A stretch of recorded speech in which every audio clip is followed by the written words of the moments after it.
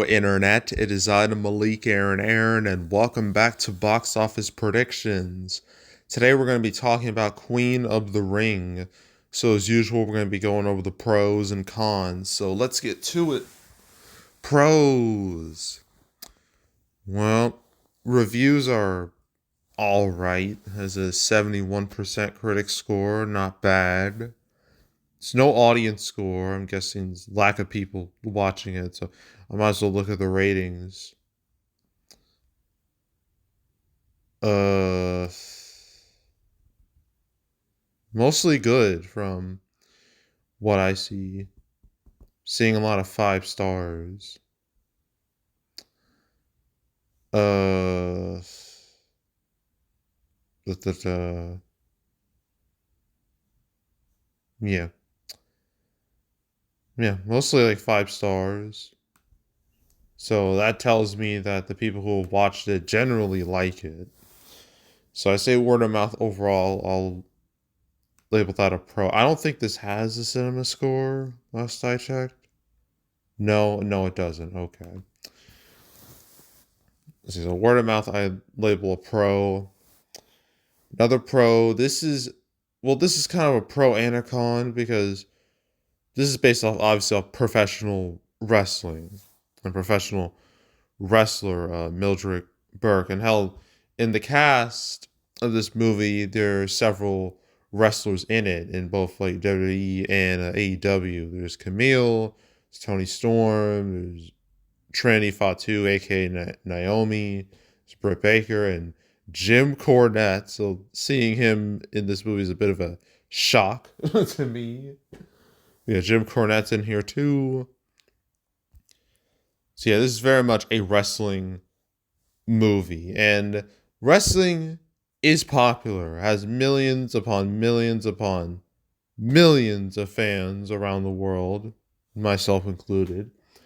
Especially right now, I mean WWE, like they've been popping off the last few years, creatively, financially, and recently it just had probably the biggest heel turn or character change of the 21st century, where they made John Cena a villain on TV, and that's only going to help them even more because people have been wanting that for like so long, but now it's happening.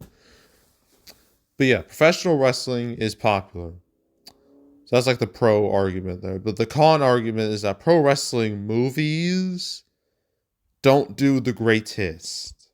That's just a fact. Like some do okay, but a good amount of them just don't, like they don't find an audience in theaters. So yeah, this let's just look at some of these. No Holds Barred, that was basically a Hulk Hogan vanity project. It was literally used for like it was SummerSlam '89. So the movie was just a byproduct of the show of a pay-per-view. So that should tell you all you need to know right there. Ready to Rumble, that's an infamous one because that resulted in, like, because of the movie, WCW, who's all over the movie, decided, you know what, David Arquette, let's have him win our world title. That surely won't backfire at all. And yeah. Yeah, and that movie was one of the reasons why WCW died the way it did. And then you got some good ones in here though, like Nacho Libre. That's a classic. Okay. And that movie did well financially. Yeah, Nacho Libre, fucking classic. And then we got The Wrestler, which did well financially. It relaunched, like, Mickey Rourke's career. Did he win the Oscar that year? Maybe. I don't know actually. I know he was at least nominated, but I don't know if he won. So I'm gonna check off screen very quickly. That way I get my facts right. Okay, he got an Oscar nomination. Okay, but still, The Wrestler was a success. Foxcatcher, that's kind of more like amateur wrestling. We're here to talk about like more like professional wrestling in a way. So I can't really talk about that. Just fighting with my family. That was Paige, aka Soraya's biopic. That did fine enough. And then 2023 we got Iron Claw, which also did fine. Like at best, wrestling movies do fine. At worst, they flop hard. So yeah, the bar is set rather low for wrestling movies in terms of box office. So yeah, so wrestling is both like a pro and a con here. Uh, I can't think of too many other pros, really. I mean, if this cast here is no one really like that recognizable. I think there's Walton Goggins, mainly because this dude's everywhere now. I mean, he's doing voiceover role. He's Cecil in Invincible. So yeah, he's very much like a supporting actor. He's not like a main face, but he's recognizable though. So, but yeah, I can't really think of too many other things. Just okay, I guess we'll go to cons because it's a little easier. I guess one con I've seen marketing for this mainly when I watch Raw on Netflix. I've seen ads for this movie, but that's really it. I mean, it makes sense to put ads for this on Raw because wrestling show, so there's an easy connection there. But I don't know. This movie's got like no real buzz outside of I guess the wrestling bubble, like wrestling circles. Like it's just not there. It doesn't help. I don't even have like a theater count for this movie, so that doesn't help at all. So yeah, just lack of buzz outside of wrestling circles. I will label that as a con. Another con, there's too many movies coming out this weekend. Only one of them is really going to make some type of impact. That movie being Mickey 17. And not to mention just box office depression. It's just no one really cares about anything right now in theaters. So that doesn't help anything. So that's a con too.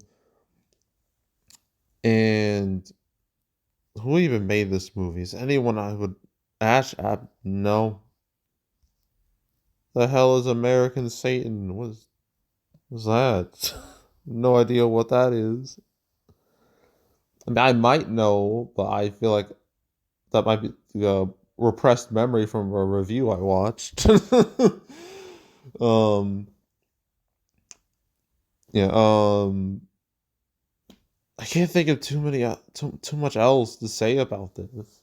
I guess I can mention the distributor, some right. I don't know why I can't say it. Apparently, this is like their first release, at least wide release. So like they're like a brand new distributor. So there's like literally nothing I can say about them. But yeah, being like a new distributor, that's kind of a con in a way because no one knows who you are at all. So I labeled that as a con. And I think that's really it. Yeah, I think that's it. So opening weekend, I'm gonna say at least $1 million to $1 to $2 million at least. And it's total probably 3, 4, 5 million, somewhere around there. And that's it. Okay, so we got one more movie to talk about being Rule Breakers. I'm aware look, I wanted to do all five movies like in the at night, but then I passed out. I was too tired. I passed out after making the Night of Zoopocalypse video. And then I was like, I'll just do the rest of this like in the morning. Like in like the legitimate morning. So that's what I'm doing. Not the first time I've done this. Doing these like on like the actual Friday morning. Doesn't happen that often. Saturday morning doesn't happen that often, but it can happen. But yeah, so all I gotta do is Rule Breakers and then that's it. So yeah, so that's it. That's all. Make sure to subscribe, like this video, leave a comment, turn on notifications, share the whole drill. You'll check out more videos like this. I got playlists on the homepage, all previous prediction videos I made this year, the past few years. If you want to watch any of those videos, go right ahead. There's also box office recaps where I go over the box office results for any particular month. Um, February. That should be around next week, probably. And then March, that will be like mid-April. So stay tuned for both of those. But if you want to watch any of the past recap videos I made on the channel, go right ahead. There's also the Canceled series. There's 250 episodes of Canceled. You want to binge watch all those episodes, go right ahead. And yeah, that's it. That's all. I am out. Goodbye.